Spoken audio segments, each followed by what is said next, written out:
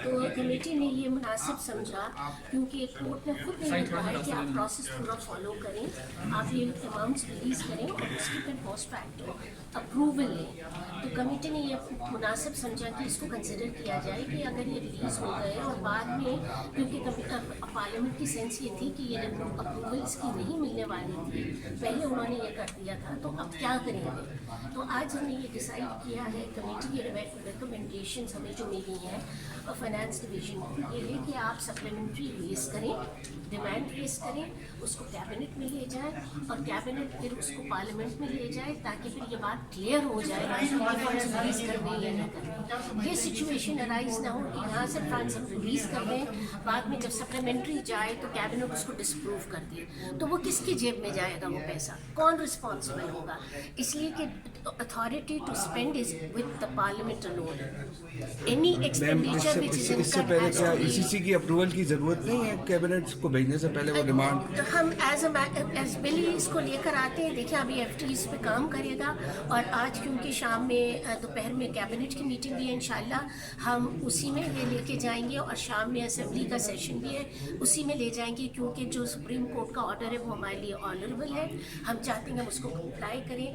As उन्होंने खुद ने हमसे ये कहा है कि as per law and constitution इसको आप पूरा करें।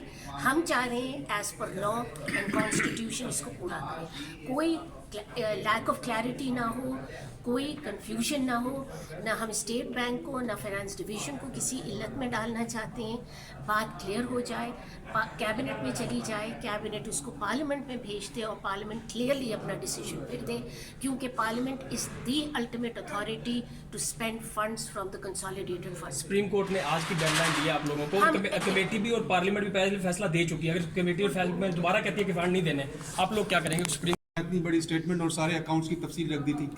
नहीं जी, हम इंस्ट्रक्शंस तो हमें, वैसे तो सुप्रीम कोर्ट स्टेट बैंक अपना एक इंडिपेंडेंट इदारा है, उनसे सुप्रीम कोर्ट ने जो इन्फॉर्मेशन मांगी है वो उन्होंने एज़ पर डायरेक्शंस दी है उन्हें।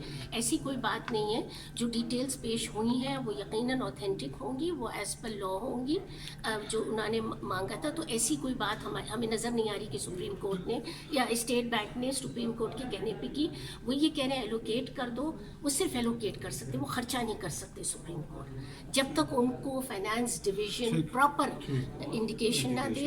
और फाइनेंस डिवीजन उस वक्त तक नहीं कर सकता जब तक उसको फेडरल कैबिनेट ना कहे, और फेडरल कैबिनेट की अब मर्जी है कि वो पार्लियामेंट तक ले जा रही है, और अगर पार्लियामेंट ने हाँ कहा तो अल्हम्दुलिल्लाह खर्चा हो जाएगा, आज का आज ही हो जाएगा। और अगर कुछ और डिसीजन हुआ तो फिर देखती है पार्लियामेंट, उनकी जॉइंट विजडम है, वो अथॉरिटी है उनके पास, हम उसी पे डिपेंडेंट है और उसी के हम समरी बना रहे हैं।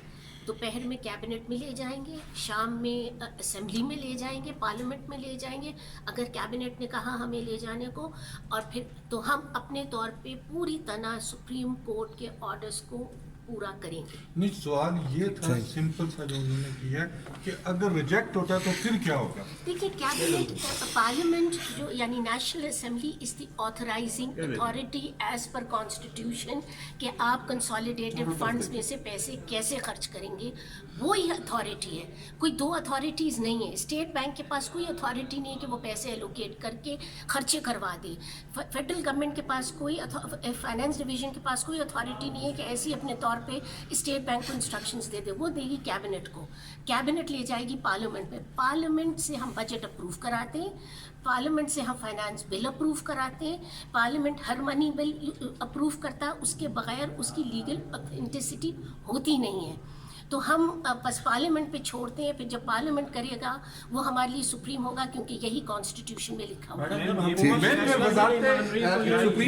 सुप्रीम कोर्ट ने जो उस दिन आपके गवर्नर स्टेटमेंट पेश हुई है तो